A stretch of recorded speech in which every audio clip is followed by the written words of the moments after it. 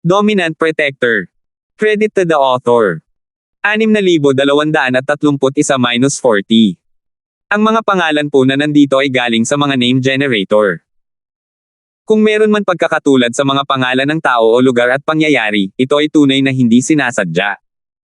Tama ang kamahalan. Mas magiging maginhawa at mas mabilis ang pakikitungo sa mga usapin kung magdaragdag pa ng ilang matatanda. Ngayong kumalat na ang kapangyarihan ng ating tribo sa buong Timog Kontinente, talagang matalino ang desisyong iyon. Tumawa ang puting tigre at sumang-ayon sa hari ng mga espiritong hayop. Sa kanyang palagay, kung dadami ang bilang ng mga elder, kaya nilang sakupin ang kalahati ng teritoryo. Masyadong malalaki ang mga quadrant ni na Vermilion Bird at Azure Dragon, at marami pang mga bagay na kailangan nilang personal na asikasuhin. Hindi direktang nagpataas ito ng autoridad ng The White Tiger sa Elders Guild.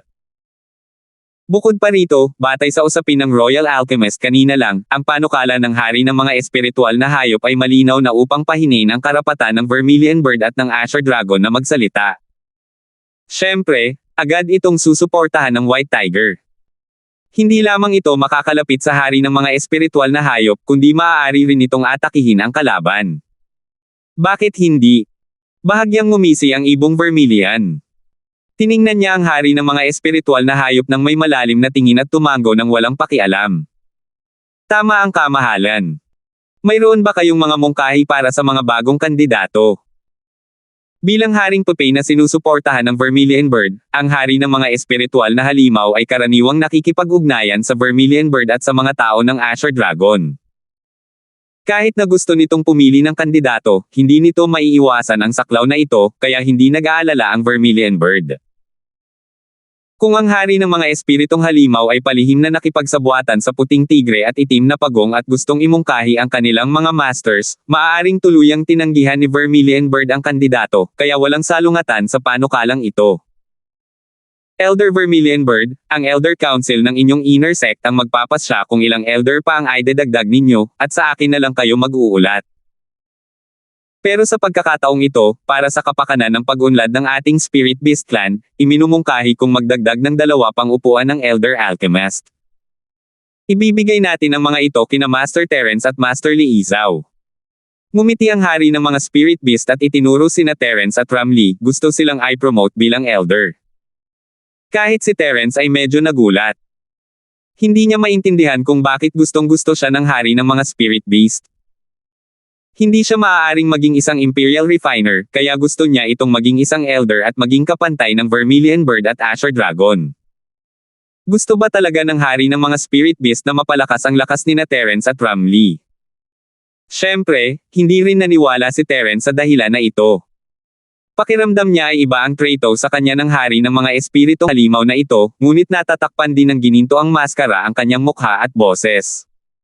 Wala siyang marinig na anumang kakaibang katangian mula rito. Matalino ang kamahalan. Naniniwala ako na ang 2 Grandmaster ay tiyak na maaaring maging mga elder ng alchemy. Agad na pagsang-ayon ng White Tiger. Ang kaaway ng kanyang kaaway ay isang natural na kakampi. Ang pagsuporta kina Terence at Terence upang maging mga elder ay kapaki-pakinabang sa panig ng White Tiger. Siyempre, susuportahan niya ang hari ng mga Spirit Beast. Isang pangungusap lang ang kailangan para mapalalim ang relasyon niya sa hari ng mga Spirit Beast, at agad niya itong maaalala, at makukuha ang pabor ng 2 amo na ito. Kasabay nito, magagawa niyang dagok ang Vermilion Bird at Azure Dragon parang pagpatay ito ng 3 ibon gamit ang isang bato. Kamahalan, hindi imposibleng magtalaga ng mga elder ng alchemy, ngunit ang ating angkan ay kasalukuyang nasa panahon ng mabilis na pag-unlad, at ang 2 Grandmaster ng alchemy ay may natatanging kakayahan. Dapat nating ilaan ang pinakamaraming oras at lakas sa alchemy hanggat maaari. Kahit na maging elder siya, hindi siya gaanong makakatulong. Kaya naman, sa palagay ko ay sapat na ang isang elder ng alchemy. Ano ang iniisip ng dakilang hari tungkol sa natitirang elder ng alchemy na kayang gawin ang lahat? Bahagyang yumoko ang ibong Vermilion. Hindi niya lubusang itinanggi ang ideya ng hari ng mga espiritual na hayop, ngunit binawasan lamang niya ang bilang ng mga tao sa isa, na ikinagulat ng lahat. Elder Vermilion Bird, tama ka.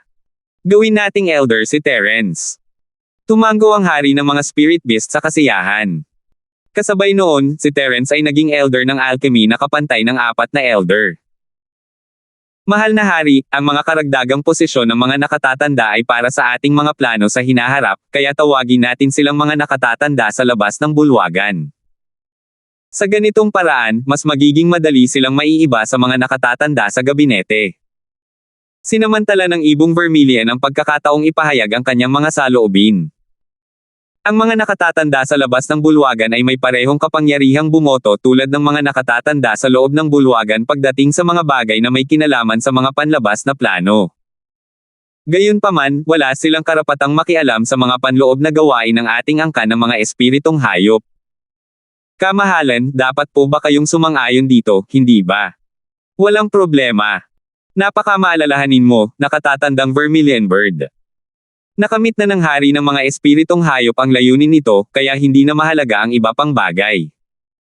Bahagyang nagbago ang ekspresyon ng puting tigre at itim na pagong. Malinaw na sinira ng mungkahi ng Ibong Vermilion ang kanilang mga plano na makakuha ng mas maraming tao. Dahil si Terence ang huwaran, hindi angkop para sa isang master mula sa angkan ng mga spirit beast na maging isang elder sa Outer Hall. Ang mga natitirang kandidato ay malamang na mula sa angkan ng mga Sea Beast at sa Central Core. Gaya ng inaasahan, plano na ito ng Ibong Vermilion. Hindi na hinintay ang tugon ng puting tigre at ng iba pa, sinabi niya, bukod sa nakatatanda, si Master Linford, iminumungkahi ko na si Prinsipe Emma ng angkan ng mga halimaw sa dagat ang maging nakatatanda ng tribo sa dagat at isa sa 2 sugo mula sa sentro upang maging nakatatanda sa gitna. Ang Royal Alchemist, si Master Zing, ang magiging nakatatanda ng tribo ng tao. Tungkol sa pagkakaayos ng 4 na nakatatanda ng panloob na sekta, bubuuan natin ang 4 na nakatatanda ng panlabas na bulwagan. Kamahalan, sa palagay mo ba ay angkop ang pagkakaayos na ito? Aking hari, hindi na kailangan ng external clan ang napakaraming elder. Dahil nandito na ang alchemy elder na si Master Linford, hindi na natin kailangan ang mga human elder. Maaari na nating makuha ang mga Sea Race Elder at ang mga Central Elder. Kaya, sapat na ang 3 external clan elder. Nagulat ang White Tiger at agad na tumayo para tumutol. Ayos lang kung si Eman at ang mga tao mula sa Central. Bilang magkabilang panig ng kooperasyon, makatuwiran na pumili ng isang kinatawan para maging elder ng Outer Hall. Sino si Dimitri na iyon? Isa siyang piyesa ng chess na inayos ng Asher Dragon para sa kanya. Kung isasama rin siya sa Outer Hall, hindi ba't ang Vermilion Bird at ang iba pa ang may control sa Council of Elders ng Outer Hall? Akala niya ay magiging isang pagkakataon ito, ngunit hindi niya inaasahan na babaguhin ng Ibong Vermilion ang sitwasyon sa pamamagitan lamang ng ilang salita. Hindi nakakapagtaka na agad na pumayag ang walang hiyang ito. Bahagyang ngumiti si Terence. Naiintindihan niya ang plano ng Vermilion Bird, ngunit hindi naman ito masama para sa kanya. Dahil isa siyang elder sa Outer Hall, mas madali para sa kanya ang gumawa ng mga bagay-bagay. Mas makabubuti kung masisira niya ang kooperasyon sa pagitan ng 3 partido. Kung hindi talaga ito gagana, sisirain niya ang selyo ng ilusyon na espasyo ng hamog anuman ang mangyari at hahayaan niyang lumabas ang malaking Polaka para guluhin ang mga bagay-bagay. Kung tungkol naman sa kung magiging mabuti o masama ang malaking Polaka pagkatapos nitong lumabas, hindi niya ito maaaring isaalang-alang. Kamahalan, tama si Elder White Tiger. Ang isang panlabas na elder ng angkan ay hindi isang maliit na posisyon. Ang pagkakaroon ni Master Linford bilang isang elder ng alchemist ay sapat na upang kumatawan sa sangkatauhan. Kung tungkol naman kay Master Zing, dapat lang siyang maging isang Royal Alchemist. Nagsalita ang Black Tortoise bilang suporta kay The White Tiger. Kung isasantabi si Eman at ang mga tao sa gitna, si Dimitri, na natagpuan ng Asher Dragon, ay hindi dapat pahintulutang maging isang panlabas na elder ng angkan. Tama ang 2 elder. Mapapatunayan ito ng elder ng tribo sa dagat at ng elder ng gitnang grupo. Tungkol naman sa elder ng tao, ipagpatuloy natin ang pag-uusap. Tumango ang hari ng mga espiritong hayop. Hindi ito sumang-ayon o hindi sumang-ayon, ngunit nagbigay lamang ng malabong sagot. 6,232. Ang tinatawag na negosasyon ay para lamang hayaan ang Ibong Vermilion at ang iba pa na gawin ang gusto nila. Ito ay para makita kung sino ang magkukusa. Bilang hari ng mga espiritual na hayop, hindi siya maaaring gumanap ng malaking papel. Naunawaan din ng apat na matatanda ang puntong ito, kaya nagkatinginan sila ng may kislap sa kanilang mga mata. Ayaw mo bang hingin ang opinyon ko? Sinong elder ng external clan, sa tingin mo ba gustong maging elder itong prinsipe? Tumawa si Ram at sumagot nang hindi siya iniinda. Siya ang prinsipe ng angkan ng mga halimaw sa dagat. Wala siyang interes sa mga panlabas na elder ng angkan ng mga espiritual na halimaw, lalo na't kailangan niyang makipagtabing sa dalawang misteryosong Peel Masters. Binabawasan lang nito ang kanyang katayuan bilang isang prinsipe. Kamahalan, ang katayuan ng panlabas na pinuno ng ating angkan ay maaaring hindi mas marangal kaysa sa kasalukuyan ninyong katayuan, ngunit ito ay upang mas mapalakas ang ating kooperasyon. Kung hindi interesado ang inyong kamahalan, maaari kayong magayos ng isang mapagkakatiwalaang eksperto na lumahok. Bahagyang ngumiti ang Green Dragon at ipinagpatuloy ang pangungusap ni Eman. Ang mga salita ni Elder Asher Dragon ay medyo kaaya-aya sa pandinig. Hindi ako tutol na maging elder ng panlabas na angkan ng Spirit Beast, ngunit ang kinatawa ng gitnang angkan ay ang aming katuwang na katuwang. Nangangahas ka bang maging elder ng panlabas na bulwagan kasama ko? Tumango si Eman sa Asher Dragon at ngumiti pabalik. Sumasang-ayon ako sa pananaw ni Prinsipe Eman. Gayunpaman, si Master Linford ang elder ng alchemy na personal na hinirang ng hari. Walang masama sa pagiging elder niya sa Outer Hall kasama ang prinsipe. Sa kabilang banda, ang Royal Alchemist na si Dimitri ay kapareho ni Master Linford. Pangalawa, ang kanyang gawain na pagpipino ng mga tableta para sa hari ay napakahalaga rin. Kaya, hindi na kailangang ituring si Master Zing bilang elder ng Outer Hall, tama ba? Agad na sinunod ng itim na pagong ang mga salita ni Eman at sinubukang tapusin ang bagay na ito. Kung ganoon nga, hayaan si Grandmaster Zing na maging kapalit na elder ng Outer Hall. Hindi siya lalahok sa mga karaniwang pagpupulong at desisyon, at pupunan ng bakante kapag may bakante. Mas madaling bumoto kasama ang 7 elder ng Inner at Outer Hall. Hindi iginiit ng Vermilion Bird. Bagamat kinuha si Master Zing ng Green Dragon, hindi siya direktang inapo nila. Kahit na nagawa niya maging elder ng Outer Clan, maaaring hindi siya makatulong. Bukod dito, ang angkan ng mga halimaw sa dagat at ang sentral ay malalakas na karagdagang puwersa na natagpuan ng ibong Vermilion. Kasama si Eman at ang mga tao mula sa sentral, sila pa rin ang nangunguna sa karamihan ng mga elder sa panlabas na bulwagan. Hindi gaanong mahalaga kung naroon man o wala si Dimitri. Sige na nga, nakatatandang ibong Vermilion. Ikaw ang may huling desisyon. Ituloy natin ang ating nakaraang talakayan at pag-usapan kung paano tayo mas makikipagtulungan. Ikinumpas ng puting tigre ang kamay nito, nagpapakita ng paggalang sa ibong Vermilion. Gumaan ang loob ni Terence, umaasa siyang hindi lang ito formalidad, at sana ay nagkasundo na sila gaya ng dati, at sana ay may makuha silang kapakipakinabang na bagay mula rito. Dahil nasa ibabaw na niya ang titulong elder ng Outer Hall, maaari nang makalahok si Terence sa talakayan ng hayagan at may kumpiyansa. Kahit na hindi siya magsalita, siya ang unang makakaalam tungkol sa plano ng Spirit Beast Clan. Hindi niya alam kung ano ang iniisip ng hari ng mga espiritong hayop na itinalaga si Terence bilang isa sa mga elder ng Outer Hall. Kung ibang espiritong hayop man iyon, hindi naman kalabisan kung sasabihin niyang nakikipagsabuatan siya sa mga kaaway. Tigil muna tayo rito ngayon. Pagod na ang hari pagkatapos ng seremonya ng koronasyon. Dapat magpahinga muna ang mga natatanging panauhin. Mag-aayos tayo ng isa pang pagpupulong ng mga matatanda bukas upang talakayin ang direksyon ng ating kooperasyon. Ikinumpas ni Red Sparrow ang kanyang kamay at tinapos ang pagpupulong. Nadismaya si Terence, pero hindi siya nagsalita. Bukas na iyon. Maaari niyang ayusin ang mga nangyari ngayon at marahil ay makahanap ng ilang mga pahiwatig na hindi niya napansin.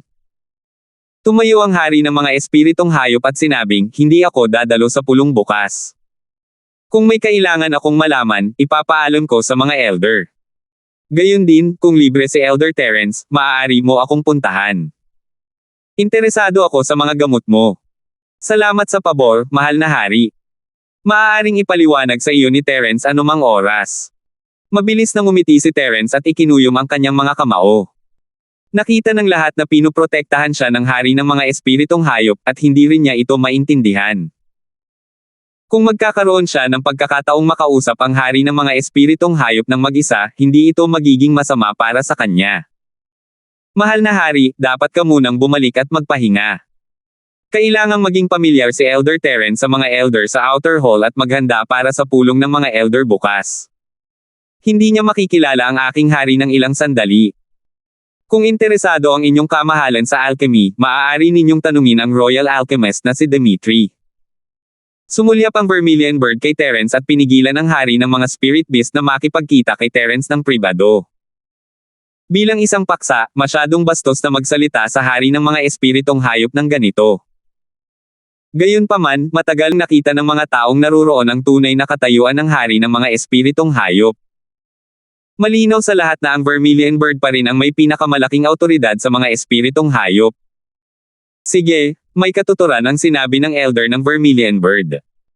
Elder Linford, dapat mo munang maging pamilyar sa mga karapatan at responsibilidad ng isang elder ng Outer Hall. Mag-uusap tayo ulit kapag may pagkakataon. Bahagyang ngumiti ang hari ng mga espiritual na hayop at hindi gumanti sa lakas ng ibong Vermilion. Sa katunayan, ilang beses nang sinuway ng hari ng mga espiritong hayop ang Vermilion Bird ngayon. Alam niyang wala siyang magagawa sa Vermilion Bird sa ngayon. Hindi magandang ideya na makipagtalo talaga sa Vermilion Bird, kaya't maaari na lamang niyang piliing magtiis pansamantala. Opo. Huwag po kayong mag-alala, kamahalan. Kapag nasanay na ako rito, tiyak na hahanap ako ng pagkakataon para magbigay pugay sa inyo. Ngumiti si Terence. Dahil hindi pa ito magandang panahon ngayon, mamaya na niya ito pag-iisipan. Hanggat nasa angkan pa rin siya ng mga spirit beast, palagi siyang may pagkakataong makilala ang hari ng mga spirit beast ng mag-isa at alamin kung bakit ganoon na lamang ang proteksyon nito sa kanya. Nang makitang paalis na ang hari ng mga espiritual na hayop, tumayo si Eman at ang dalawang lalaking nakasuot ng sombrerong kawayan sa gitna upang paalisin ito. Tutal, ito pa rin ang kataas-taasang pinuno ng mga espiritual na hayop sa ibabaw. Hindi maaaring magkaroon ng anumang kakulangan sa kagandahang asal kung hindi ay makakaapekto ito sa kanilang kooperasyon sa hinaharap. Maya-maya, naghiwa-hiwalay ang mga tao sa pangunahing bulwagan, at tanging sina Terence at Ramley lamang ang naiwan.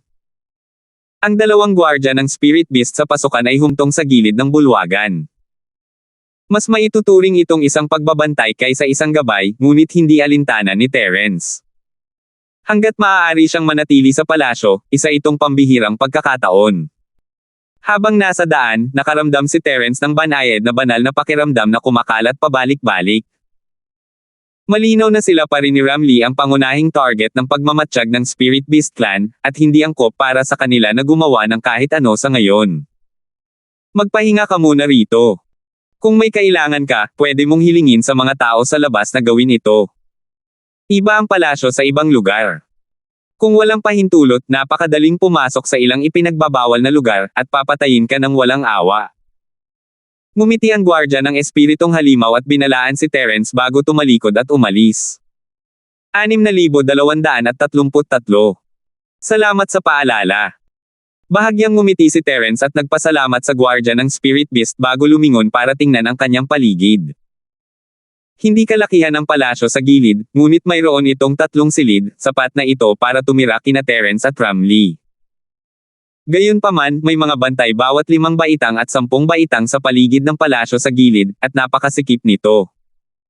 Napakahirap umalis sa lugar na ito ng tahimik. Terence, ano na ang gagawin natin ngayon?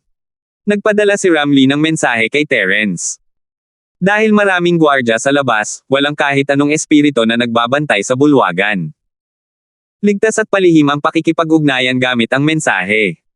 Maghihintay tayo at titingnan natin. Ngumiti si Terence at nagsimulang tumingin sa mga dekora sayon pagkatapos makausap si Ramley. Ang kanang mga espiritong hayop ay bihasa sa mga porma sayon, at ang dating Asher Dragon na ito ay isang tunay na dalubhasa sa mga porma sayon.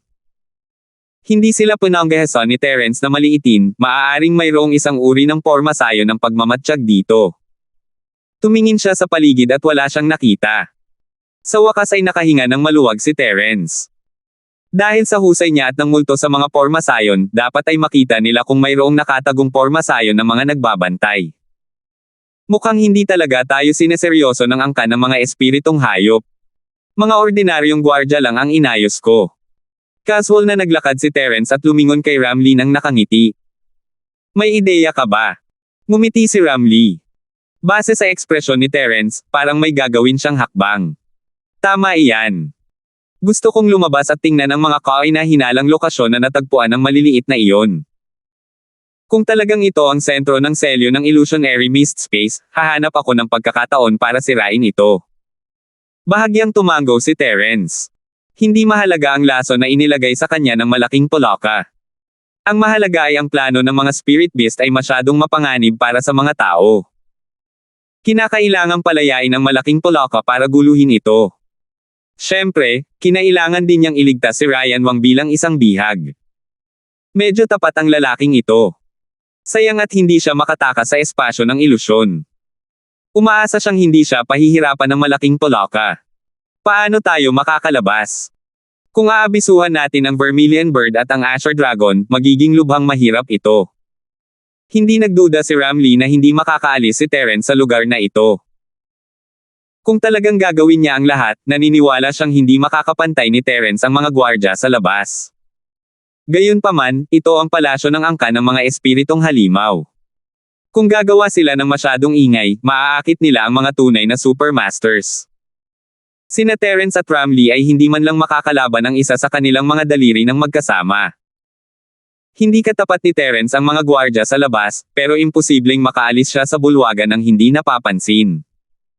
Huwag kang mag-alala, may sarili akong plano. Pinaikit ni Terence ang kanyang mga mata at ngumiti ng palihim. Kinuha niya ang level 8 formation disk at inactivate ito, inilagay sa gilid ng bulwagan. Ikiniling ni Ramlee ang kanyang ulo at tumingin kay Terence. Hindi niya maintindihan kung ano ang silbi ng isang stealth formation disk. Bagamat wala ng mga espiritual na pandaman ng mga eksperto sa spirit beast na nagmamasid sa gilid ng bulwagan ngayon, hindi ibig sabihin nito na wala ng iba pa sa hinaharap. Maaari kayang ang pagtatago sa concealment formation disk ay magpapaisip sa kabilang panig na nakatakas na sila, at pagkatapos ay aalisin ang mga gwardya sa labas, at pagkatapos ay samantalahin ang pagkakataong umalis. Hindi naman imposible, pero kahit si Ramlee ay hindi inakala na magtatagumpay ito. Hindi puro maskuladong hayop ang angkan ng mga espiritong hayop. Mayroon din silang mga taong lubos na matatalino, kaya hindi mahirap maunawaan ang isang maliit na trick. Hindi nagtanong si Ramlee, kaya hindi nagpaliwanag si Terence. Mahalaga ang oras, at walang nakakaalam kung biglang hahanapin siya ng mga nakataas sa angkan ng mga espiritong halimaw, kaya kinailangan niyang kumilos ng mabilis. Oy, kuya, pasok ka. May gusto akong idagdag sa kwarto ko. Halika rito at sasabihin ko sa iyo. Sabi ni Terence sa isang gwardya sa labas pagkatapos ihanda ang pormasayon. Nagulat ang amo mula sa angkan ng mga espiritong halimaw. May sinabi rin na katulad nito ang taong nagdala kay Terence rito, pero isa lamang itong paggalang, hindi ba? Sino ang seseryosohin ito? Pero si Terence ay isang elder ng Outer Hall, kung tutuusin, kailangan niyang alagaan ang kanyang mukha. Sandaling tumigil ang spirit beast bago tumango at pumasok. Ano ang kailangan mo, Elder Linford? Mukhang hindi nagbabantay ang Spirit Beast Master, tutal, napakaraming kasama sa labas, at ito ang palasyo. Kung gagawa ng kahit anong galaw si Terence, mapapahamak siya. Heto, may kailangan akong idagdag sa kwartong ito. Ngumiti si Terence at sinenyasan ang gwardya na pumasok. Hindi pinaghihinalaan ng bantay ng Spirit Beast si Terence. Sumunod siya kay Terence, iniisip pa rin kung ano ang kailangan niyang idagdag sa bulwagan sa gilid. Hindi niya namalaya na nakapasok na pala siya sa hanay ng isang stealth formation. Kapag nasa loob na siya ng sakop ng pormasayon, kahit ang mga spirit beast ng si Rift Realm at sa itaas ay hindi na makikita ang nangyayari. Magagawa ni Terence ang anumang gusto niya. Gayunpaman, hindi naglakas loob si Terence na maging pabaya. Ang hindi niya ito makita ay isang malaking depekto sa sarili nito, kaya kinailangan niyang tanggalin ang invisibility formation disk sa napakaikling panahon. Kung hindi, paghihinalaan siya ng Spirit Beast Clan. Sa isang iglap, ang Invisibility Formation Disk ay naitago ni Terence. Kahit ang mga Spirit Beast Master sa labas ay hindi ito napansin sa ganoong kaikling panahon. Ito ang kwarto. Kailangan ko ng mga muebles. Pasensya na sa abala. Itinulak ni Terence ang pinto at lumingon para ituro ang gwardya ng Spirit Beast ng nakangiti. Walang pakialam na tumango ang gwardya ng Spirit Beast at hindi nagsalita. Gayunpaman, isang kakaibang tingin ang sumilay sa mga mata ni Ramlee. Hindi niya sinundan si Terence papasok sa Pormasayon, kaya hindi niya nakita ang nangyari sa loob, pero sigurado siyang hindi na katulad ng dati ang Spirit Beast Guard na ito. Mula sa labas, walang pagkakaiba, pero pinagmamasdan ni Ram ang mga galaw ni Terence at natural na napansin ang bahagyang pagkakaiba sa mukha ng Spirit Beast Guard. Sa katunayan, hindi lang ang kanyang hitsura ang dahilan. Mayroon ding kakaibang pagbabago-bago ang aura sa kanyang katawan. Kung hindi ito papansinin, maaaring hindi nila ito napansin, ngunit malinaw na nararamdaman ng banal na sentido ni Ramlee na ang aura ng bantay na ito ng espiritong halimaw ay gumagawa ng kaunting pagbabago. Dahil sa pagbabagong ito ay naging mas katulad ng dati, at halos imposibleng makilala ang tunay at peke. Terence. Maingat na nagpadala si Ramlee ng voice transmission kay Terence. Kahit 70% siyang sigurado, hindi pa rin siya nang ahas na magpadala ng voice transmission sa Spirit Beast Guard. Masangkop na tanungin si Terence para sa mga kadahilan ng pangkaligtasan. Ko ito. Ginamit ko ang mundo ng mga mortal para magbalat kayo. Ang boses ni Ramlee ay nakatutok kay Terence, ngunit sinagot siya ng bantay ng espiritong halimaw. Bahagyang gumalaw ang mga kilay ni Ramlee, ngunit agad siyang tumango ng may kalmadong ekspresyon. Halos naiintindihan na niya sa kanyang puso. May isang tao sa mundo ng mga mortal na halos kapareho ng eksperto sa Spirit Beast na ito. Kaya, ikinulong ko siya at nagbalat kayo bilang siya. Sinamantala ni Terence ang oras na inaayos niya ang kanyang aura at hitsura para ipagpatuloy ang pagpapaliwanag kay Ramlee. 6,234. Tinawagan ni Terence ang bantay ng Spirit Beast kanina dahil nakakita siya ng katulad na mukha sa mundo ng paglikha ng tao. Matapos ang pag-upgrade ng maskara at ng hari ng mga basahan, lahat ng maskara sa mundo ng paglikha ng tao ay nagkaroon ng maliit na pag-aayos. Ang orihinal na mukha ay 80% katulad ng bantay ng Spirit Beast, ngunit pagkatapos ng ilang maliliit na pagsasaayos, ito ay hindi bababa sa 70% magkapareho. Hanggat hindi ka gaanong pamilyar sa tao at hindi ka masyadong nagbibigay ng espesyal na atensyon, mahirap mapansin ang problema sa unang tingin, lalo na't perpekto ang imitasyon ng aura sa katawan. Hindi imposibleng ipagmalaki ang peke bilang tunay. Kung tungkol naman sa dagdag na Terence, hindi nagulat si Ramlee.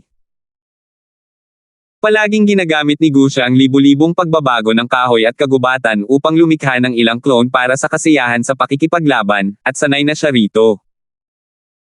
Ang aking Thousand Forest Illusionary Technique ay tatagal lamang ng halos 2 oras. Pagkatapos kong lumabas, pwede kang magkulong. Lalabas ako para mag-imbestiga, kaya babalik ko agad.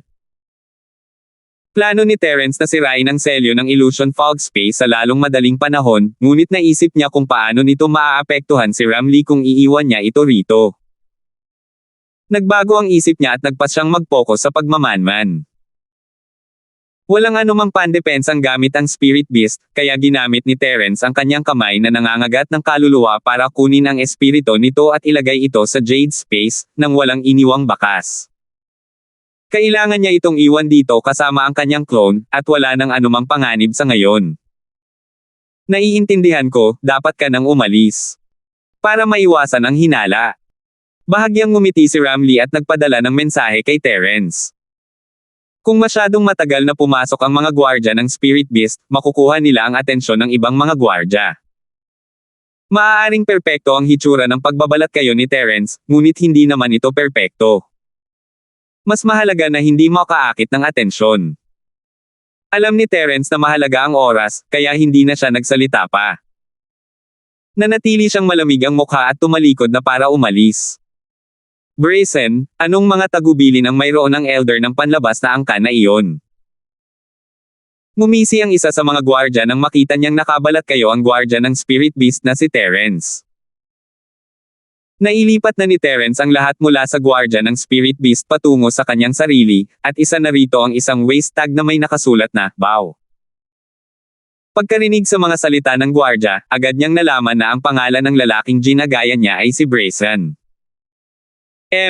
Puro sila mga walang kwentang tao. Akala talaga nila matatanda sila. Malamig na sabi ni Terence at sadyang hininaan ang boses na parang inilalabas niya ang kanyang pagkadismaya.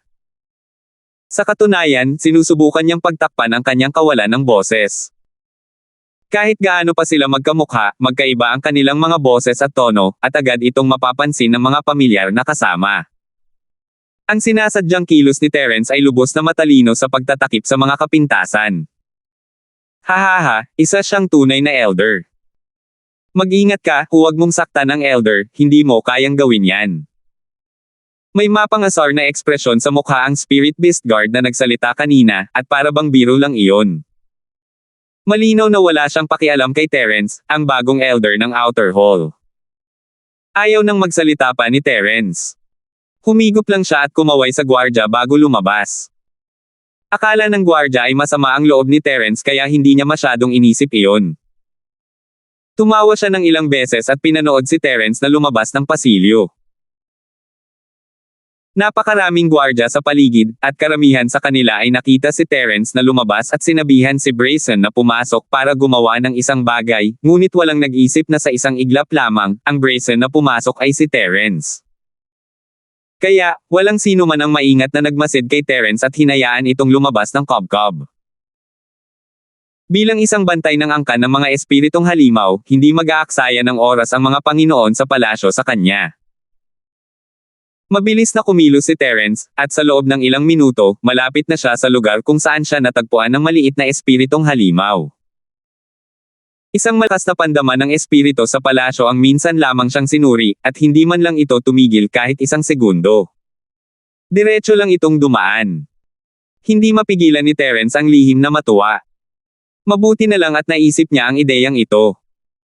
Kung wala siyang pagkakakilanlan bilang isang gwardya ng angkan ng mga espiritong halimaw, imposibleng mapalapit ng tahimik sa target.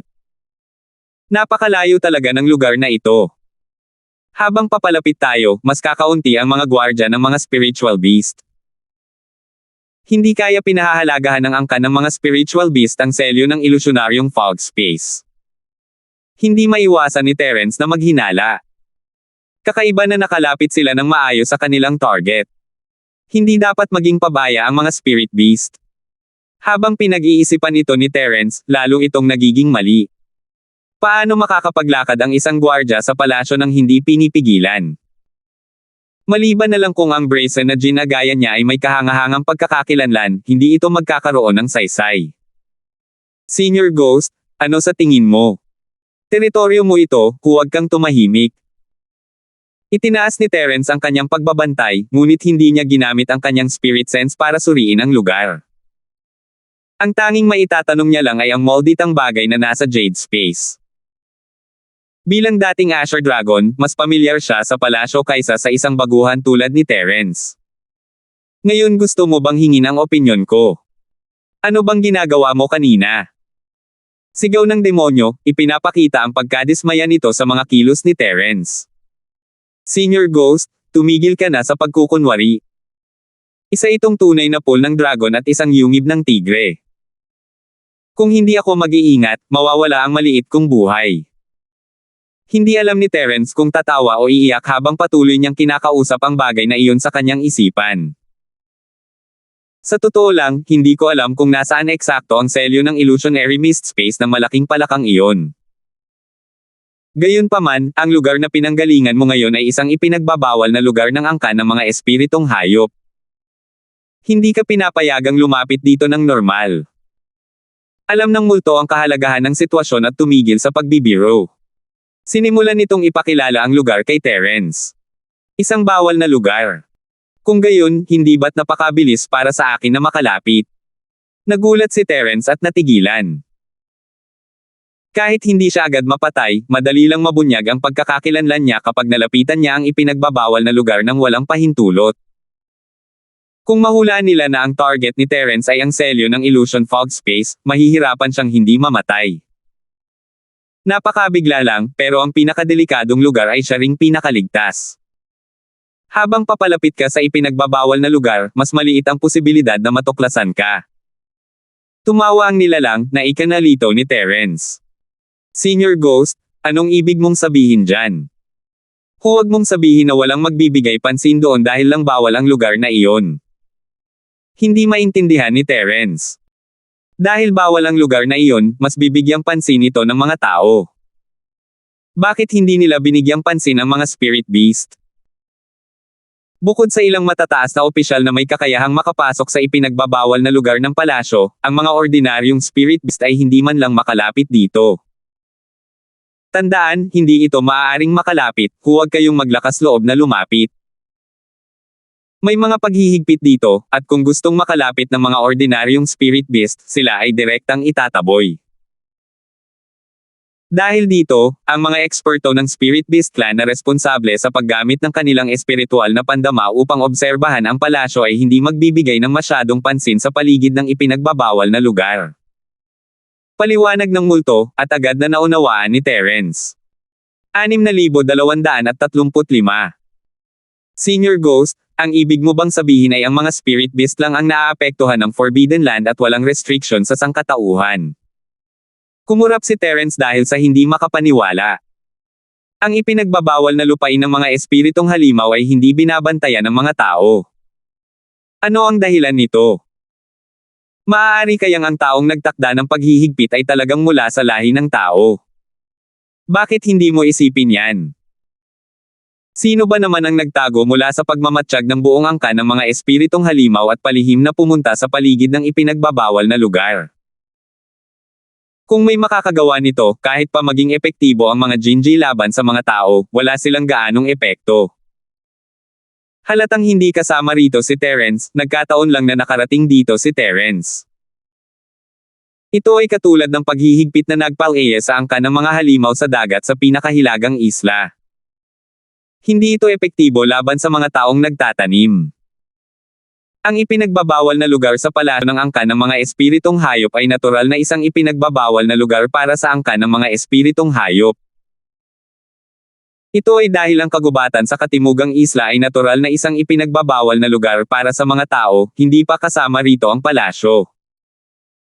Ang mga ordinaryong spirit beast ay tatanggihan kapag lumapit sila sa ipinagbabawal na lugar.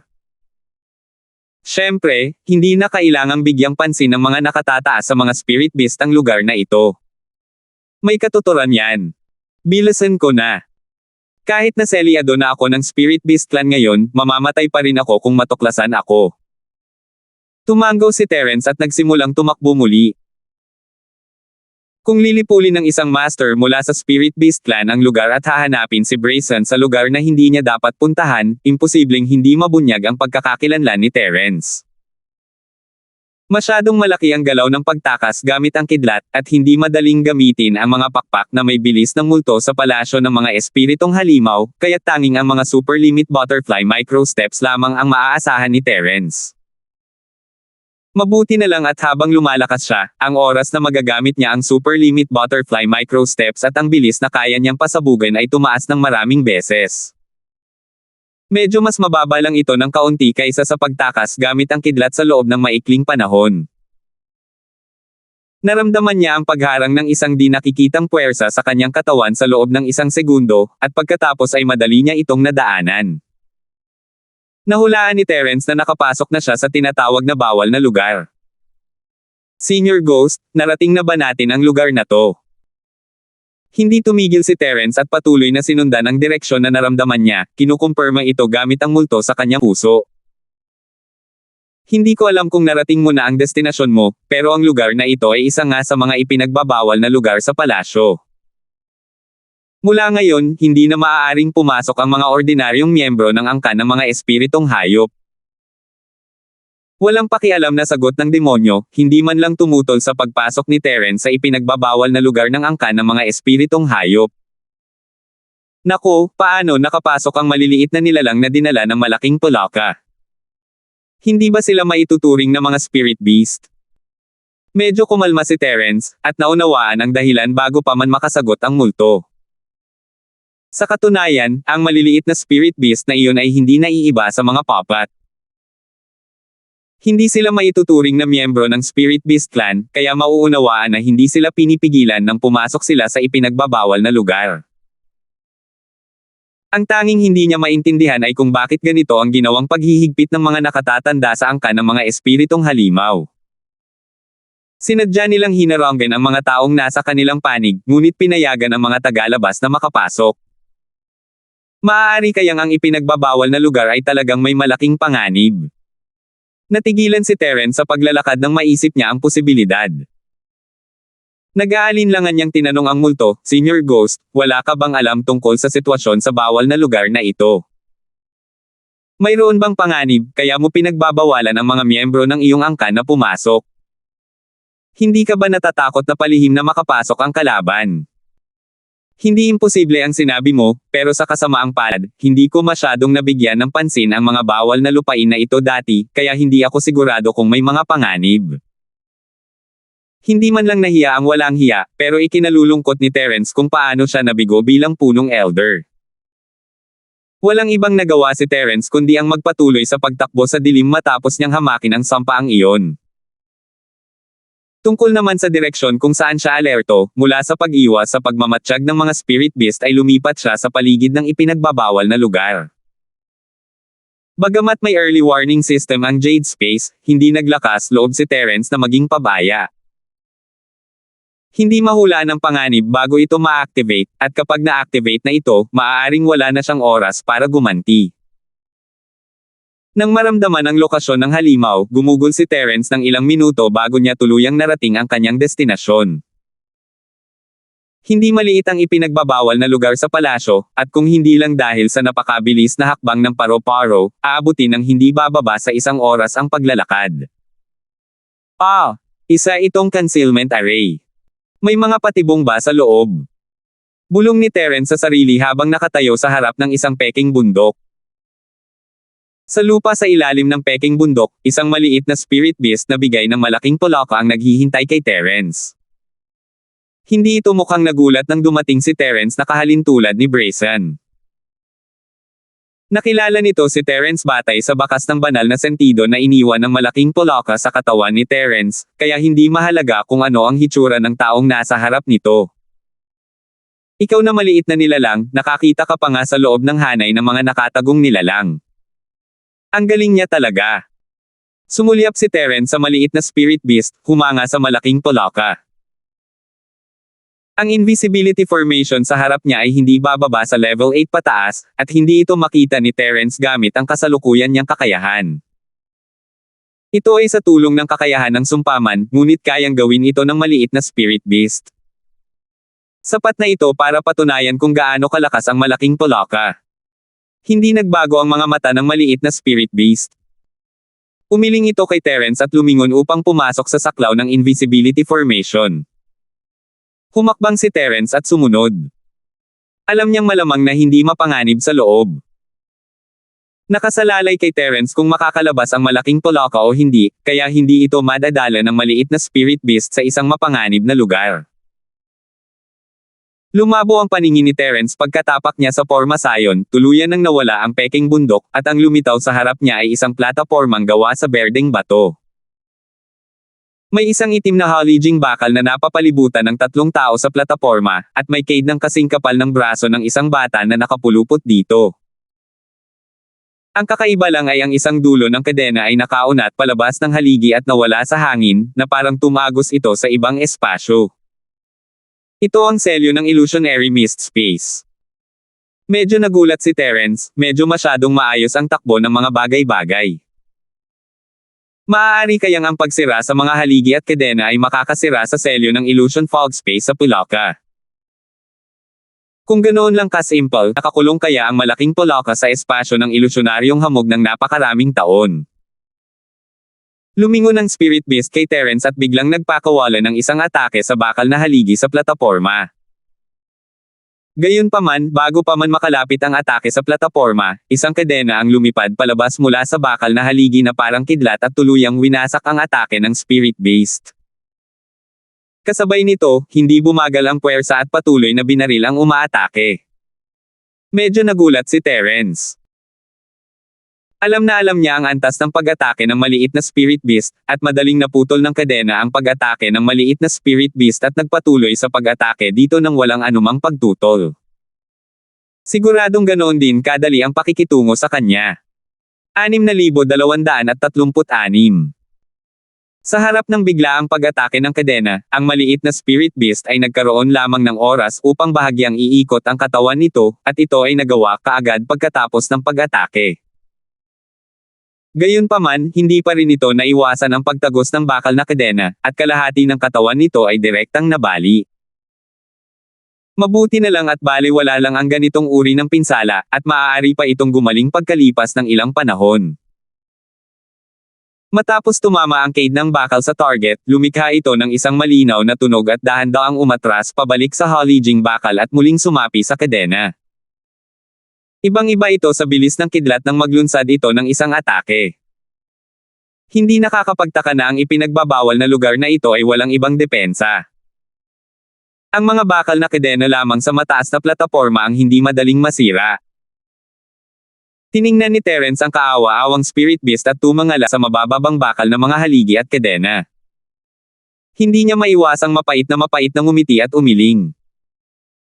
Malinaw na ang maliit na Spirit Beast ay nagdusa na noon, at ipinapakita lamang nito kay Terence kung ano ang kalaban nito sa pagkakataong ito. Kung pag-uusapan ang lakas ng pag-atake, ito ay nasa huling yugto pa lamang ng paglikha ng mundo, o kahit sa tugatog ng yugtong iyon. Hindi inakala ni Terence na kaya niyang tiisin ang ganitong atake gamit ang lakas ng kanyang katawan. Sa madaling salita, kung gusto niyang sirain ang mga haligi, kailangan niya maging handa na mapatay anumang oras. Ang pinakamahalaga ay walang anumang porma sayon sa loob, ang mga haliging bakal at kadena ay may kani-kanilang kapangyarihan sa pag-atake. Natakot si Terence nang maisip niya ito, kung hindi dahil sa babala ng Spirit Beast, patay na sana siya kung lalakad lang siya roon. Gaya ng naisip niya noon, may ilang panganib na hindi kayang bigyan ng babala ng Jade Space bago pa man sila ma-activate. Nang talagang bumaba na sila, wala nang oras para gumanti. Senior Ghost, ano ang mga Cade ng ito? Hindi mo pa naririnig yan. Hindi gumalaw si Terence sa kanyang kinatatayuan, bagkus ay inilabas niya ang talisman na bigay sa kanya ni Ryan Wang. Masyadong malakas at napakabilis ng atake ng kadena, hindi sigurado si Terence kung kaya niya itong iwasan, ngunit kailangan niya maghanda na harapin ito ng harapan. Natatakot ako na ito talaga ang selyo ng higanteng Polaka sa illusionary fog space. Kahit hindi ko pa nakikita ang bagay na ito dati, narinig ko na ito. Nagbago ang pabirong tono ng nakakatakot na bagay at dahan-dahan at seryoso niyang sinabi, ang bakal na kadena sa mataas na plataporma ay ang maalamat na Void Essence Chain ng Spirit Beast Clan. Kaya nitong dumaan sa harang ng iba't ibang espasyo para i-lock ang target. Hindi ko ito naisip noon, pero ngayon naiintindihan ko na kung bakit maaaring ituring ng malaking palakang iyon ang illusionary fog space bilang hardin sa likod bahay ngunit hindi ko ito maaaring iwanan. Dahil ba ito sa kadena ng asensya ng kawalan ng laman? Ang makadaan sa iba't ibang mga hadlang sa espasyo ay talagang kahanga-hanga. Senior Ghost, alam mo ba kung paano basagin ang bagay na ito? Napakamot ng ulo si Terence.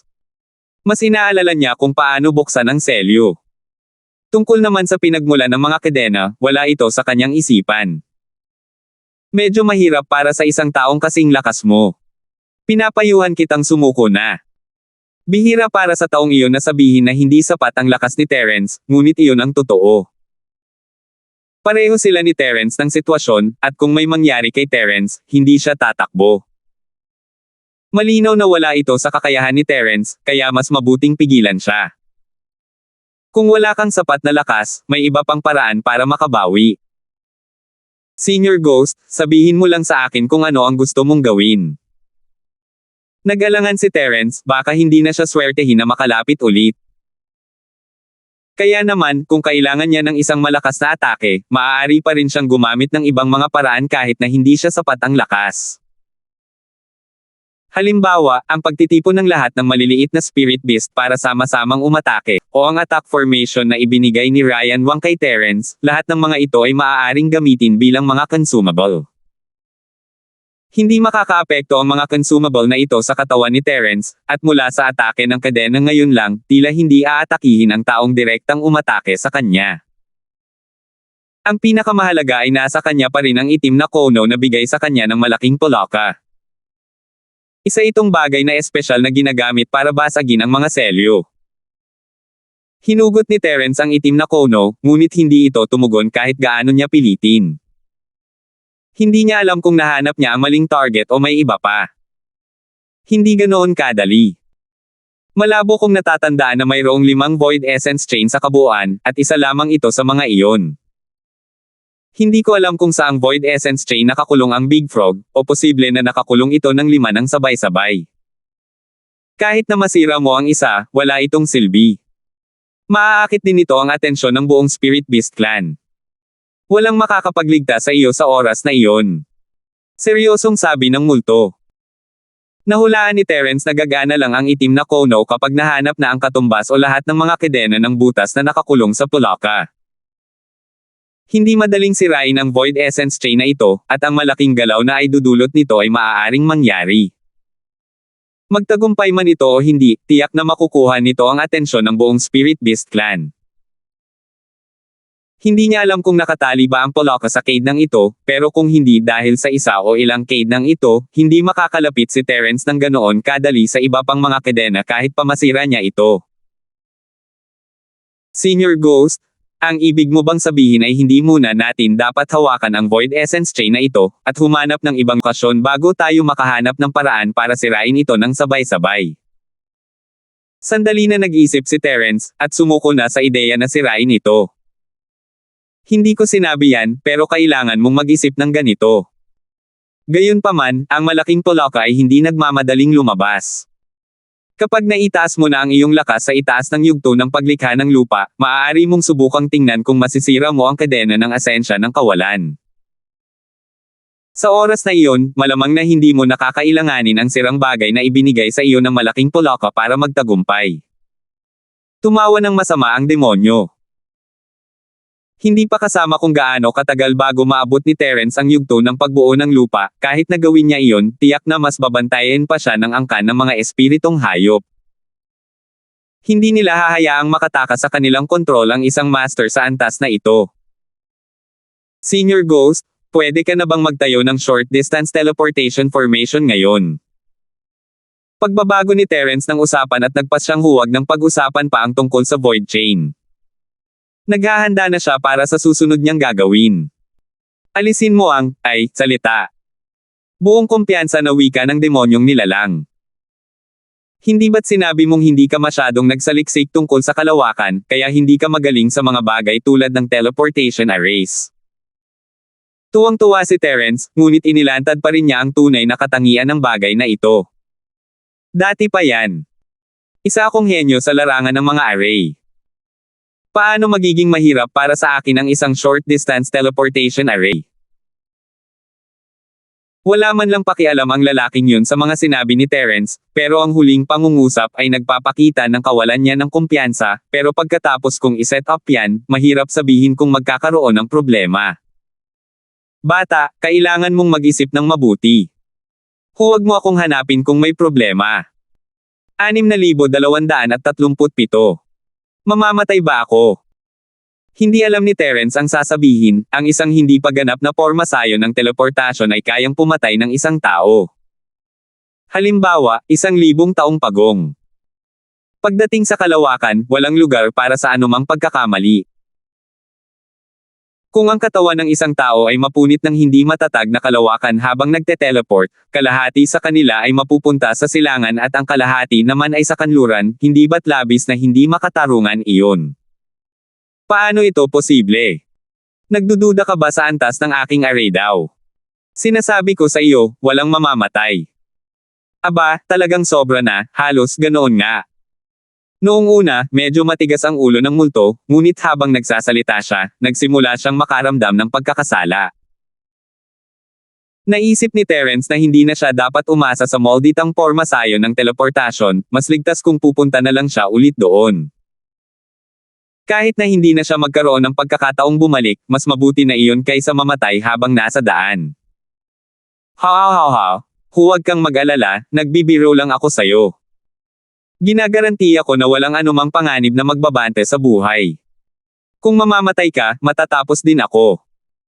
Itatakda natin ang distansya na mas maiki para mas mataas ang rate ng tagumpay. Sige na, bilasan mo at huwag mong hayaang malaman ni Newman. Tila nahihiya ang multo at inutusan si Terence na ihanda ang pormasayon nang hindi na hinihintay ang kanyang sasabihin. Bakit pakiramdam ko ay niloko mo ako? Bulong ni Terence sa sarili, ngunit hindi niya tinanggihan ang mungkahi ng multo. Kumuha siya ng ilang watawat ng pormasayon at nagsimulang magtayo ng isang maikling distance na pormasayon ng teleportasyon. Hindi naman ganoon kahirap iset up ang ganitong uri ng short distance teleportation array. Ang mahirap na bahagi ay kung paano ay connecte ng matatag ang mga node ng array at bumuo ng isang matatag na coordinate ng space channel. Dati, hindi pinag-aaralan ng Molditang ito ang kalawakan. Kahit na sapat ang taas ng kanyang array na daw, hindi niya kayang iset up ang ganitong uri ng teleportation array. Gayunpaman, sa tulong ng napakaraming amplification array at ng karanasan ni Wang Ba sa larangang ito, maituturing na napunan ng sampa ang bagay na ito ang kakulangang ito, at mayroon ngang kakayahang mag-set up ng mga short-distance teleportation formation. Sinunod ni Terence ang mga tagubilin ng multo at mabilis na inilatag ang pangkalahatang istruktura ng pormasayon, ngunit hindi niya magawa ang mga pangunahing bahagi. Kinailangan pang hiramin muli ng multo ang katawan ni Terence at gawin ito mismo upang makumplito ito. Sige, umalis na tayo agad dito. Kung mananatili pa siya, baka mapansin siya. Mag-iisa muna ako sandali, huwag mo akong hanapin kung walang importanteng gagawin. Tila medyo nanghina ang multo, at tumahimik muli pagkatapos magsalita ng ilang salita. Hindi nagsalita si Terence, alam niyang naubos na ang lahat ng enerhiya nito para ihanda ang pormasayon. Hindi niya alam kung dahil ba sa napakahirap ng pormasayon ng teleportasyon, o kung may iba pang dahilan. Sinuri niya muli ang short distance teleportation formation at ang invisibility formation. Matapos masigurong walang problema, inactivate ni Terence ang invisibility formation at itinabi ang spirit beast na nakabawi. Pagkatapos ay tumalikod siya at umalis sa lugar. Malapit nang mawala ang 1,000 transformations clone sa side hall.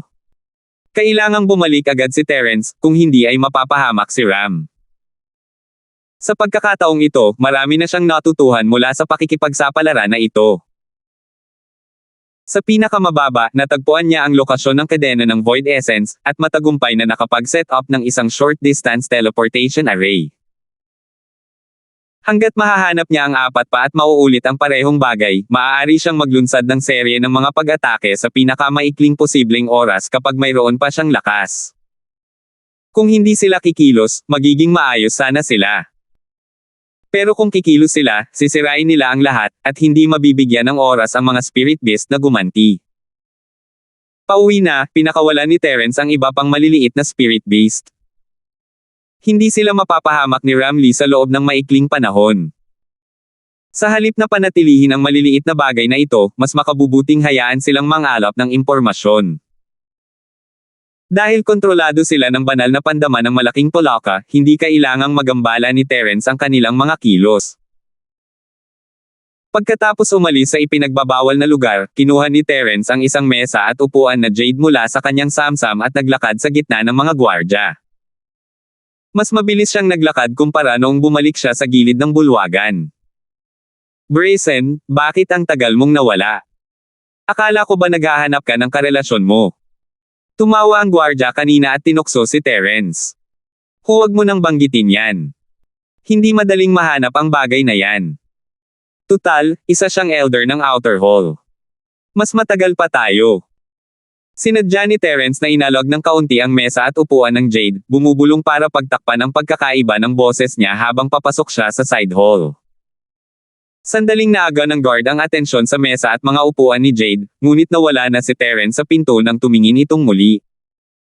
Umiling siya habang nakangiti at hindi na nagsalita.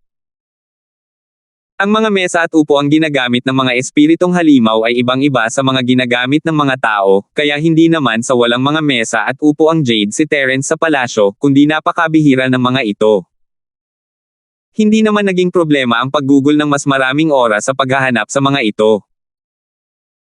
Kung basta-basta lang kukuha si Terence ng ilang gamit mula sa isang bakanteng palasyo para mabuo ang mga numero, magdudulot ito ng hinala. Isa itong swerteng tagumpay. Nasa kwarto niya si Ramlee, pinagmamasdan ang galaw papunta sa pinto. Nawala ang clone ni Terence ilang minuto lang ang nakalipas, at magsisinungaling siya kung sasabihin niyang hindi siya kinakabahan. Kaya nang makita niyang sumabog peking sentido ni Terence, hindi napigilan ni Ramlee na huminga ng malalim, at lubos na nerelax ang buong katawan niya. Hindi na natili si Terence sa pasilyo. Dinala niya ang mga mesa at upuan papasok sa silid, pinaandar ang invisibility formation, at inihagis ang kanyang katawan palabas ng Jade Space. Matapos tanggalin ang manifestasyon ng pulang alikabok at bumalik sa kanyang orihinal na anyo, pinakawalan niya ang naselyuhang essence spirit at ibinalik ito sa kanyang katawan. Tutal, nakapasok naman ang lalaking ito sa side hall, at hindi siya maaaring hayaan ni Terence na mawala ng walang bakas. Maaaring kailanganin niyang gamitin ang pagkakakilanlan ni Brayson sa hinaharap, ngunit hanggat hindi siya nag-iiwan ng maraming kapintasan, magkakaroon siya ng pagkakataong gamitin muli ang galaw na ito.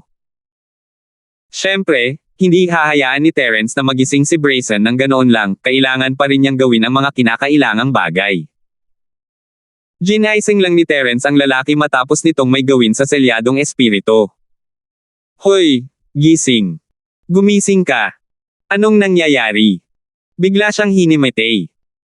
Umupo si Terence sa tabi ni Brayson at tinapik ang mukha nito. Nahihirapan si Brayson na imulat ang kanyang mga mata, blanka ang kanyang isipan. Hindi niya maalala kung nasaan siya.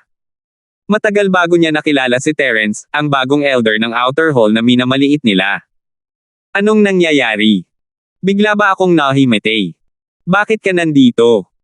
Tumingin si Brayson kay Terence, natulala. Nagpumiglas siya ng ilang sandali bago tumayo ng hindi makagalaw. Hindi mo naaalala. Ngayon lang, humingi ako ng tulong sa iyo para makahanap ng isang bagay. Ito pala ang set ng mesa at upuan na gawa sa jade. Kontento na ako. Nagpapasalamat lang ako sa iyo nang bigla kang nahimatay sa lupa. Masama ba ang pakiramdam mo? Naantig si Brayson sa nag-aalalang mukha ni Terence. Sino ang nagsabing walang mabubuting tao sa sangkatauhan? Mukhang napakabuting tao ng elder ng alchemy ng sangkatauhang ito. Iniisip ni Brayson ang magagandang punto ni Terence habang sinusubukan niyang alalahanin kung ano ang naitulong nito sa kanya, ngunit wala siyang maalala. 6,238. Sa katunayan, wala ngang maalala si Brayson kung paano siya nakapasok sa silid na ito, kaya hindi niya makumpirma kung ano ang nangyari. Marahil ay nahuli siya ni Terence mula sa labas, ngunit napakaliit ng posibilidad. Tutal, napakaraming spirit beast master sa labas. Pasensya na, masakit ang ulo ko, aalis muna ako. Bahagyang umiling si Brayson at mahinahong ikinuyom ang mga kamay kay Terence bago tumalikod para umalis. Wala talagang pakialam si Brayson sa matandang taong ito. Isa pa, nagmamadali siyang malaman ang katotohanan, kaya wala na siyang ganang makipag-usap kay Terence. Mag-ingat ka, at alagaan mo ang kalusugan mo. Natatawang sabi ni Terence sa likod ni Brayson. Tila naging matagumpay ang maliit niyang panlilinlang sa kaluluwa ni Brayson. Terence, naging maayos ba ang lahat? Pagkaalis ni Brayson sa bulwagan, agad na nagpadala si Ram ng mensahe kay Terence para magtanong tungkol sa sitwasyon. Mayroon ng kaunting progreso, pero hindi ito maayos. Pag-uusapan natin ito mamaya. Ngumiti si Terence at malakas na sumagot, Ramlee, tingnan mo ang mga bagong mesa at upuan. Hindi naman masama ang kondisyon ng mga ito, at medyo madaling gamitin. Sa halip na sabihin ito kay Ramlee, mas angkop na sabihin na ito ay para marinig ng mga gwardya ng espiritong halimaw sa labas. Matapos silang maselyuhan at makaalis, tinanong nila ang kanilang mga kasama sa pintuan ng walang ekspresyon ng mga mata. Walang hinala ang gwardya ng spirit beast nang makita niyang nakabalat kayo si Terence na pumapasok at lumalabas sa side hall, pero hindi niya inakalang si Terence ang nasa likod nito. Tutal, sa 2 beses na pagpasok niya sa side hall, sandali lang siya nanatili, wala nang sapat na oras si Terence para gumawa ng kahit ano sa kanya. Hindi pa kasama rito, kinausap ni Terence ang gwardya tuwing papasok at lalabas ito, at walang napansing mali ang gwardya sa lugar na iyon. Walang ebidensya na magpapatunay na hindi si Brazen mismo ang gumawa nito.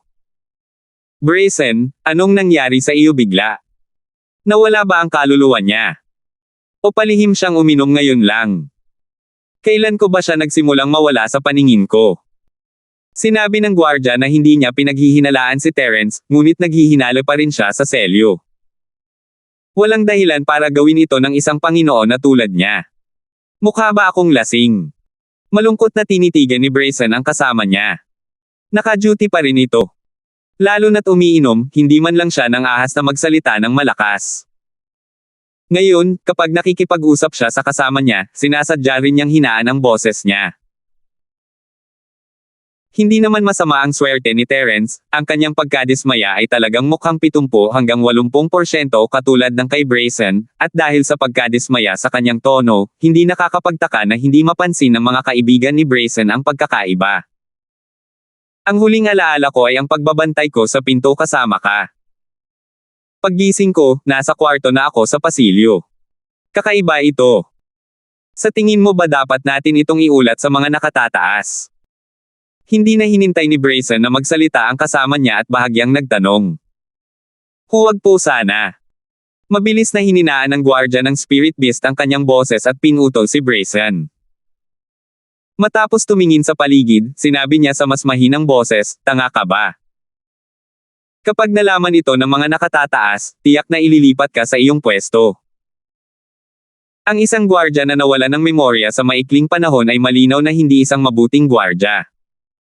Kung walang mangyayari, ayos lang. Kung may mangyari, ang ilang kapatid na malapit ay mapapahamak. Makinig ka sa akin, huwag mong pahirapan ang iyong sarili. Nakita kitang pumasok at lumabas ng 2 beses gamit ang sarili kong mga mata, at nakita ko rin na nagdala ka ng mga bagay para sa Elder ng Alchemy. Walang problema. Hindi alam ng gwardya ng Spirit Beast na ang kanyang casual na mga salita ay lubos na nakapagparelax kay Terence, na palihim na nagmamasid sa sitwasyon. Hanggat hindi agad na iuulat ang bagay na ito sa Azure Dragon o sa Vermilion Bird, hindi magiging malaking problema. Bukod pa rito, sa hitsura nito, tila wala itong matinding pagnanais na maghanap ng mga alaala. Kung ganoon nga ang sabi mo, kunwari na lang hindi ko nabanggit. Kapag nagpalit tayo ng shift, pupunta tayo sa dating lugar para uminom. Nabalitaan kong may bagong alak na gawa sa Spirit Monkey ngayon. Napakaraming tao sa lungsod. Kung hindi tayo makakapunta ngayon, baka wala nang matira bukas. Tumawa si Brazen at hindi na pinag-isipan pa. Maaaring may mga pagdududa pa rin siya, pero kahit papaano ay hindi makakaapekto kay Terence ang kanyang mga kilos. Nakikinig din si Ramlee sa usapan sa may pintuan. Bagamat tahimik ang 2 Spirit Beast Master, sina Terence at Ramlee ay parehong gumagamit ng kanilang Spirit Sense para mag-imbestiga. Nang walang panghihimasok ng isang mas malakas na Spirit Sense, hindi mahirap marinig ng malinaw. Hindi naman talaga masama itong set ng mga mesa at upuan. Gusto ko rin ito. Ngumiti si Ramlee at kinausap si Terence, saan mo nakuha itong jade table at upuan? Hindi naman ito magdudulot ng anumang paghihinala, di ba? Ako mismo ang naglabas nito. Natigilan si Terence nang mapagtanto niyang masyado siyang naging pabaya.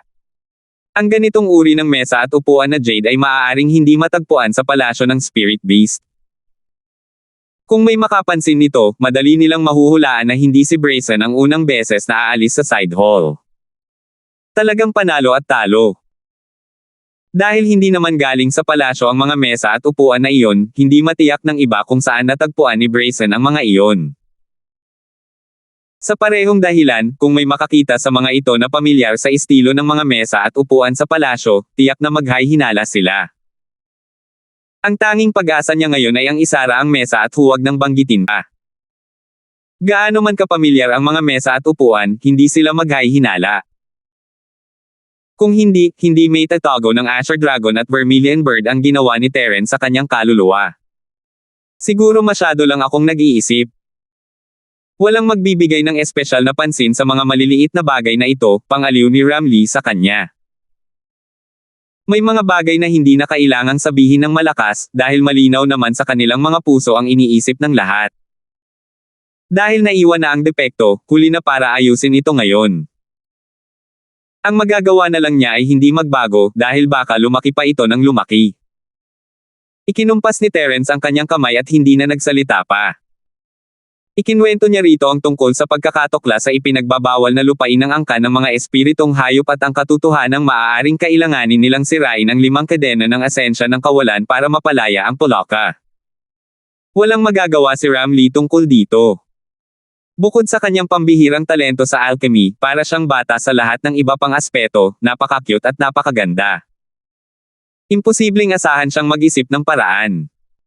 Pagsapit ng gabi, nagpalit ang mga gwardya sa labas. Hindi binanggit ni Brayson ang pagkawala ng memorya bago siya umalis, dahil sa takot na masangkot sa gulo. Ito ang pinakamagandang sitwasyon para kay Terence.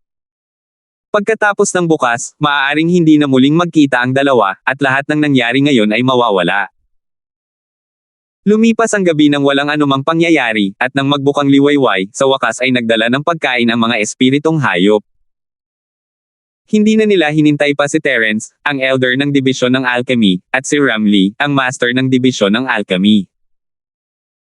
Bagamat hindi naman talaga kailangan ng pagkain ng dalawa, ibig sabihin nito ay hindi naman sila tuluyang binaliwala ng mga espiritong hayop. Elder Linford, may meeting ng mga elder ngayon. Pumunta po kayo sa meeting hall para sumali. Pagkatapos ng almusal, isang spirit beast ang biglang lumitaw sa pinto bago magtanghali, tila yumuyuko kay Terence habang nakakuyom ang mga kamay. 6,239. Sige, pupunta ako agad. Bahagyang tumango si Terence at sinabihan si Ramlee na mag-ingat upang makapagtago siya at makapagpino ng mga elixir bago bumalik si Ramlee. Pagkatapos, sinundan niya ang Spirit Beast Master palabas ng bulwagan. Pagkatapos maglakad ng ilang sandali, dinala ng Spirit Beast na si Master si Terence sa bulwagan ng pagpupulong. Mas maliit ito kaysa kahapon. Nahulaan ni Terence na hindi dadalo ang hari ng mga Spirit Beast ngayon, kaya lumipat siya mula sa bulwagan patungo rito. Pagpasok sa bulwagan, napagtanto ni Terence na siya ang unang dumating. May isang hugis itlog na mesa sa bakanting bulwagan, at ang pangunahing upuan ay medyo malaki at mas maluho, marahil ay nakalaan para sa hari ng mga espiritong hayop. Bagamat hindi siya dadalo, kailangan niyang magpakita ng respeto. May 4 na upuan sa bawat gilid. Halatang halata na para sa mga elder ng panloob at panlabas na bulwagan ang mga iyon. Ang tanging interesante lang ay ang bilang. 8 upuan. Nakaayos din si Dimitri sa mga ito. Ang kahaliling elder na ito ay hindi kwalipikadong dumalo. Ngayon ay tila medyo hindi mahulaan ang sitwasyon. Dahan-dahang pumasok si Terence sa bulwagan, hindi masyadong nag-iisip dahil lang siya ang unang tinawag. Malumanay siyang tumingin sa paligid, hinahangaan ang ilang mga dekorasayon. Sa totoo lang, ang mga dekorasayon ng angkan ng mga spirit beast ay magaspang at matapang, at walang dapat hanggan kung titingnang mabuti. Maya-maya pa, pumasok ang pangalawang tao sa bulwagan, si Elder Dimitri iyon. Natawa si Terence sa sarili, sinusubukan ba siyang sabihin ng Vermilion Bird at Asher Dragon na mas mababa ang posisyon niya sa mga elder sa Outer Hall kaysa kay Elder Dimitri. Terence, narinig kong kasama mo ang aking Bradley at Dojen. Nasaan sila ngayon? Nakita ni Dimitri na walang tao sa bulwagan at agad na nagtanong sa malalim na boses. Pumunta siya sa Timog Kontinente sa pagkakataong ito para kina Dojen at Bradley, ngunit hindi niya inaasahan na hindi niya sila matatagpuan. Narinig niya mula sa angkan ng mga espiritong hayop na nawala sila kasama si Terence. Gusto niya sanang magtanong kahapon, ngunit naroon ang hari ng mga espiritong hayop at ang 4 na matatanda, kaya hindi siya nang ahas na magtanong. Ngayon na sa wakas ay nagkaroon na siya ng pagkakataong makasama si Terence ng mag-isa, hindi na niya ito maaaring palampasin. Paano ko malalaman? Hinihingi mo ba sa akin ang tulong mo sa pag-aalaga ng anak mo? Napaangat ang mga labi ni Terence habang nakatingin kay Dimitri na may bahid ng pangungutya. Sandaling tumigil si Dimitri. Hindi niya kaibigan si Terence, kaya normal lang na hindi sabihin ni Terence sa kanya. Maaaring hindi niya ito paniwalaan kung direktang sasabihin sa kanya ni Terence. Terence, may ilang hindi pagkakaunawaan sa pagitan natin pero pareho tayong tao. Sa isang lugar na kontrolado ng mga espiritong halimaw tulad ng Timog Kontinente, dapat nating isantabi ang ating mga hindi pagkakaunawaan at magtulungan upang malampasan ito. Tutal, sarili nating gawain ang lumaban ng palihim. Hindi magandang hayaan tayong pagtawanan ng mga espiritong halimaw. Huminga ng malalim si Dimitri at hininaan ang kanyang boses upang hikayatin si Terence. Kahit gaano pa siya kasinsero, nagbago na ang impresyon ni Terence sa matandang ito. May katuturan ang sinabi mo.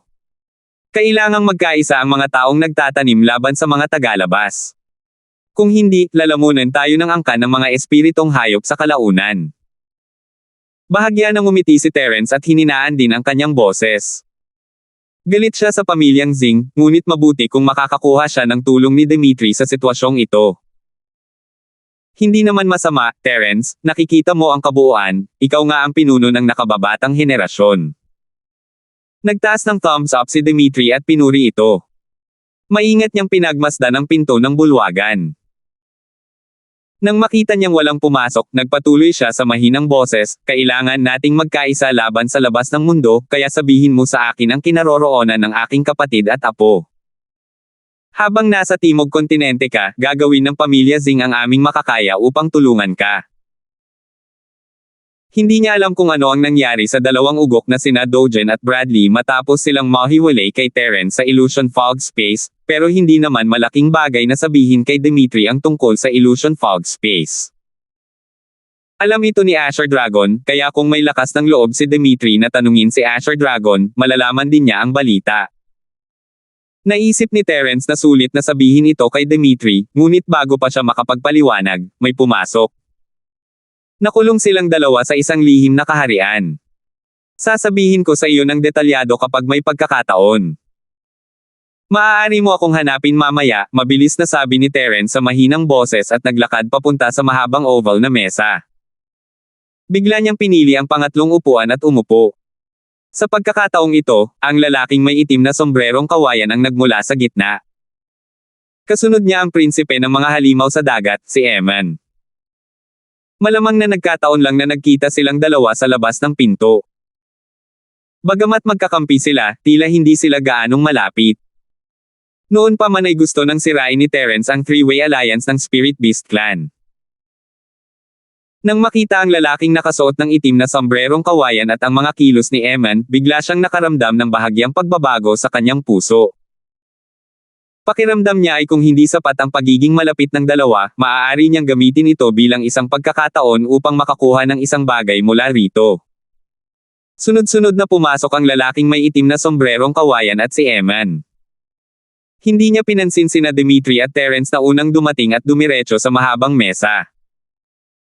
Hindi tumigil ang lalaki at umupo sa upuang katabi ni Terence, iniwan ang unang upuan para kay Eman. Kahit na ang Vermilion Bird ang nagpasimula ng plano ng Spirit Beast Clan, ang sentro pa rin ng grupo pangunahing puwersa sa likod ng plano. Sa kabilang banda, ang si Beast Clan ay naroon lamang upang makakuha ng ilang benepisyo. Sa madaling salita, narito sila dahil sa kanilang katayuan bilang mga mersenaryo. Kaya naman, ang lalaking may itim na sombrerong kawayan ay hindi lumaban para sa unang posisyon. Gusto niyang mapasaya si Eman upang mas makapagtulungan ito sa kanilang plano.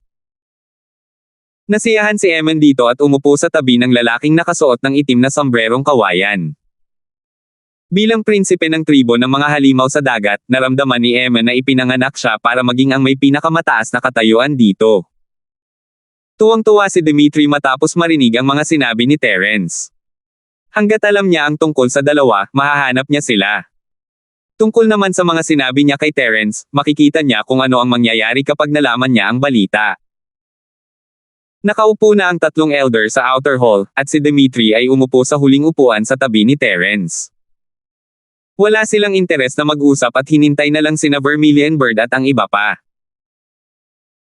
Habang naroon si Eman, ang prinsipe ng mga halimaw sa dagat, at ang kinatawan sa gitna, ang apat na elder ng panloob na sekta ay hindi nang ahas na magpanggap na maangas. Mabilis silang nagsama-sama. Gayunpaman, ang mga grupo ng Vermilion Bird, Azure Dragon, White Tiger, at Black Tortoise ay malinaw na magkakahiwalay. Bagamat magkasama silang pumasok sa pinto, masasabi ng sinumang may matalinong mata na hindi sila kabilang sa iisang grupo. Hindi nagtagal matapos umupo si Dimitri, nakita niyang lumitaw ang apat na matatanda at agad na tumayo upang salubungin sila. Isa lamang siyang pamalit na matanda ng panlabas na bulwagan, at ang kanyang lakas ay napakababa. Paano niya nagawang maging kasing mayabang ni Eman at ng iba pa? Hindi gumalaw sina Eman at ang lalaking nakasuot ng itim na sombrerong kawayan. Lumingon lamang sila at tumango sa apat na elder bilang pagbati. Dahil sa kanilang katayuan, wala silang dahilan para magpakumbaba para batiin ang mga elder ng Spirit Beast Clan. Wala ring pakialam si Terence. Pinagmamalaki na niya sila sa pamamagitan ng pagngiti at pagpapanatili ng kanyang magandang asal. Binati ng apat na matatanda ang apat na taong nasa harap nila at naupo. 6,240. Mga matatanda, ang pagpupulong ngayon ay upang talakayin at pagpasyahan ang ilang mga bagay, na pawang may kaugnayan sa kooperasyon. Bago ang opisyal na pagsisimula, iminumungkahi ko na bumoto tayo upang bigyan ng kahaliling matandang si Dimitri ng karapatang bumoto. May opinyon ba kayo? Agad na iminungkahi ng Azure Dragon na i-promote si Dimitri. Bahagyang ngumiti si Terence. Wala siyang pakialam kung may karapatang bumoto si Dimitri bago pa man siya pumasok, pero ngayon ay masaya na siyang makita itong nangyayari. Siguro pwede niyang hilingin sa matandang ito na tulungan siya sa kritikal na sandali. Bakit pa ba natin binabanggit ang napagkasundoan natin kahapon? Labag na sa batas na hayaan siyang umupo at makinig. Kumunat ang noo ng puting tigre at malungkot na tiningnan ang Azure Dragon. Elder White Tiger, mali ka. Dahil nandito na tayo, bakit pa natin kailangang mag-alala tungkol sa isa pang boto? Isa pa, sinusubukan na natin ang mekanismo ng pagboto na ito ngayon. Hanggat sumasang-ayon ang lahat, walang problema para sa kapalit na elder na bumoto. Nagkibit balikat ang Azure Dragon na may bahid ng ngiti sa gilid ng kanyang labi. Malungkot ang mukha ng puting tigre. Alam niyang sadyang ipinagmamalaki ng Azure Dragon ang kanilang matibay na posisyon sa pulong ng mga nakatatanda. Bukod dito, hindi naman mali ang pagboto sa karapatan ni Dimitri sa pagboto bilang paksa ng pulong. Kaya, sumangot siya at hindi na nagsalita. Napakaganda ng mungkahi ni Elder Azure Dragon. Kung gayon, bumoto tayong lahat. Sumasang-ayon ako na si Dimitri ay may karapatang bumoto bilang opisyal na elder ng panlabas na bulwagan, mahinahong sabi ng ibong Vermilion habang itinataas ang kanyang kanang kamay. Bilang nagpasimula, natural lamang na ayaw magpahuli ng Green Dragon at agad na nagpahayag ng kanyang pagsang-ayon.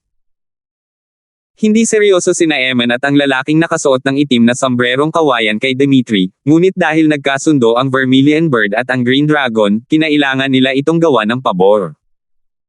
Dahil doon, 4 sa 7 tao ang sumang-ayon. Hindi mahalaga kung may sasabihin si Terence o wala, kaya masaya siyang itago ang sarili para hindi siya paghinalaan ng Vermilion Bird at ng Azure Dragon. Natulala ang puting tigre at ang itim na pagong sa lugar.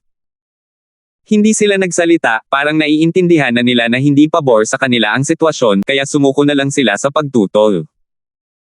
Napataas ang kilay ni Terence nang maintindihan niya ang nangyayari. May kalamangan na ang pamilya ng ibong Vermilion sa 7 miyembrong elder group, at hindi na kailangang i-promote si Dimitri. Malamang ginawa nila ito para bigyan ng suntok ang puting tigre at itim na pagong, para makilala nila ang katotohanan at matigil ang kanilang walang saysay na paglaban. Sige, naipasa na ang karapatan sa pagboto ni Elder Dimitri. Dumako na tayo sa susunod na issue. Napaangat ang labi ng ibong Vermilion, at sinulyapan niya ang puting tigre at ang itim na pagong sa tabi niya. Tuwang-tuwa siya sa kanyang sarili. Ngayon, pangunahing pag-uusapan natin kung paano paunlarin ang lugar ng dagat ng kulungan. Ito ang lugar ng dagat sa timog kontinente na pinakamalayo sa ating angkan ng mga espiritong hayop.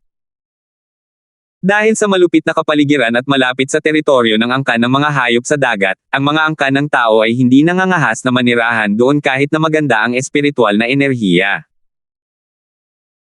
Sa pagkakataong ito, napagkasunduan natin sa angkan ng mga hayop sa dagat na magpadala ng mga tagapagsaka mula sa ibang mga dagat upang paunlarin ang lugar ng dagat ng kulungan. Mayroon ba kayong anumang opinyon? Ang Asher Dragon ang may pinakamababang katayuan sa apat na matatanda ng gabinete, ngunit siya ang palaging nagbabango ng isyu. Malinaw na sadyang inayos ito ng ibong Vermilion sa likod ng mga eksena, at siya ay isang mensahero lamang. Ang rehiyon ng dagat na iyan ay palaging nasa ilalim ng kontrol ng aming angkan ng mga halimaw sa dagat. Gayunpaman, wala kaming mataas na pangangailangan para sa mga mapagkukunan doon, kaya hindi namin ito masyadong napaunlad. Kung gusto mong gamitin ito, walang problema. Gayunpaman, ang aming angkan ng mga halimaw sa dagat ay hindi makikialam sa usapin ng lakas tao. Maaari mong ayusin ito ng mag-isa, tamad na sabi ni Ram, ngunit may bahid ng pangungutya sa kanyang mga mata habang sumusulyap sa mga tao.